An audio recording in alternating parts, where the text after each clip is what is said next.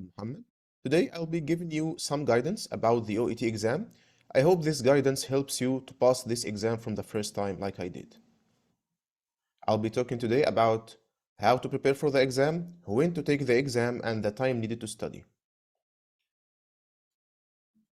Okay, so when do I need to take the OET exam? Most of us take this exam for the GMC registration. So if you are taking this exam to apply for the PLAB or the UKMLE, it's better to do it after you finish your primary medical qualification. However, if you are applying for GMC registration after you have finished your clinical degree, like the PACES of the MRCP or the MRCS Part B, it's better to take it after those clinical exams because the communication part in those exams is very similar to the speaking part of the OET, albeit the speaking part in the OET is much easier. Regarding the listening is the first part of the exam, and this part was a bit difficult for me. However, to solve this, first you have to simulate the exam.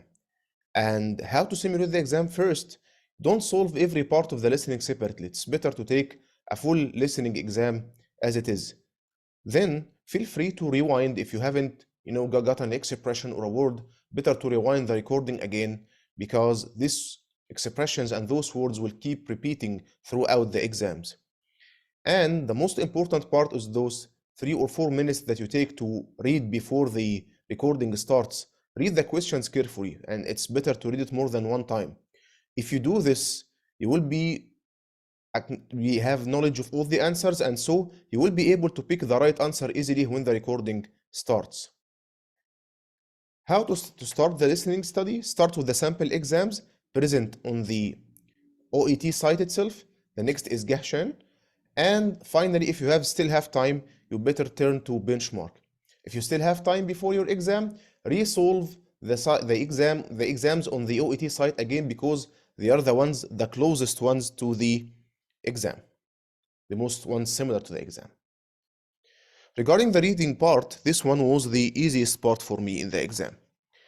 Regarding part A, many people complain about the time in part A. It's not enough. To save your time, first, don't waste your time reading the whole part A document, but read the outlines very briefly and then start reading the questions right away, and at each question, re-seek the answer in the document. And it's better to tile the answer sheet and the question sheet side by side, whether you are solving on your computer or on paper, because this will make things much easier and it will simulate the exam and it will save you much time. Regarding part B and C, like the listening part, it's better to read the answers first. Read the answers first carefully, because when you read the answers, you will know what you are seeking during reading the different paragraphs, and it will save you much time. What about the sequence in reading?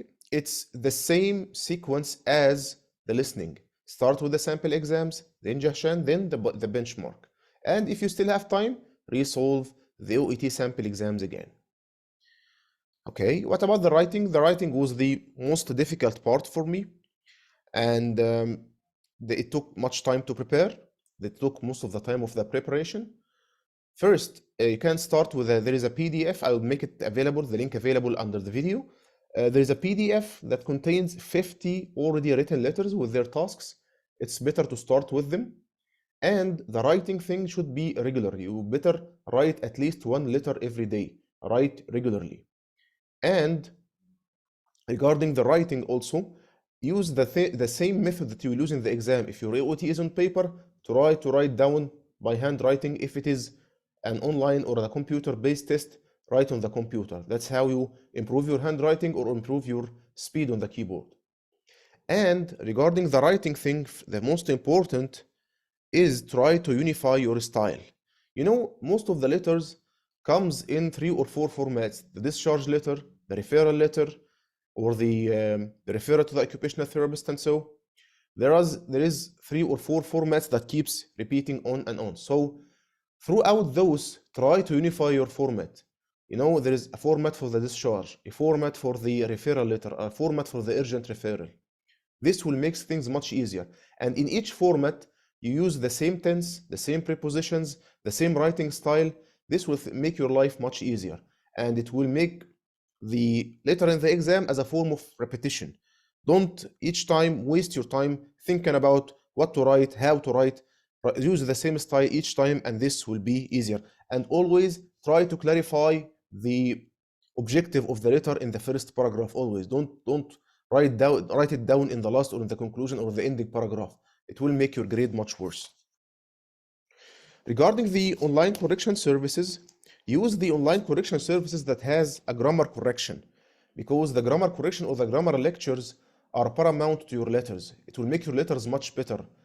As a doctor, you don't lack the the scientific information to prepare your letter, but you have a problem with the prepositions, the tenses, the punctuation. This will make your grades much lower. So if you have an online correction with the grammar service, it will be perfect. And regarding the correction, it's better to send your letters one by one. Don't send them all at once.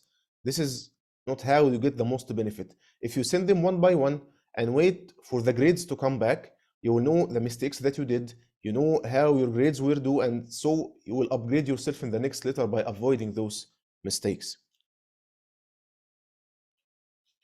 What about the speaking part? Well, the speaking part was fairly easy. If you've passed, like I told you, if you passed your MRCP or the PACES or the MRCS Part B, it will be too easy because the communication is very similar to the speaking part. If you just finish your primary medical qualification, it will take just a little practice using the previous cards from the previous exams. The most important two things about this exam: first, better not to finish in time. It's better to finish beyond the time. You got 5 minutes in the exam, finish the tasks in more, 5 minutes or half or 6. It's okay, and it will be good for your grades. But if you finish too early, in 4 minutes or so, and you still have time, it means that you haven't completed all your tasks, and your grades will be less. The second thing is, don't try to think during the exam, thinking about what to say to the surrogate and what to tell him and how to communicate. No, there is a prepared templates for everything. A template for medication compliance, for insulin compliance, smoking cessation, alcohol moderation. Memorize those templates well and use them at each time you simulate the exam with your partner, because this will make things much easier, and during the exam you'll find yourself just using the autopilot and telling those information on and on without need to thinking about what to say. It's better to have more than one partner because each one of them will tell you about a part that you are missing, the part that you need to correct. And each one of them has his own style regarding the correction and so. But if you have one partner, it's not a problem, but try to practice like the letters, try to practice daily at least 1 or 2 cards, like in the exam. So, what time do I need before the exam? If you can save 4 to 6 hours daily of study, the only time you need is 4 weeks, because you will be writing a letter a day, and this would be perfect. If you are working a full time and you can save this time, you have only 2 hours a day or so, you will need a little bit longer, around 8 weeks. If you just passed your PACES or MRCS or the FR, it will take less time because, like I told you, the speaking part will be very easy. But you need at least 4 weeks too because of the writing. You need to practice well in your writing. You need to use something for correction, like the online correction services, and wait for the feedback to make your writing better and perfected before going to the exam.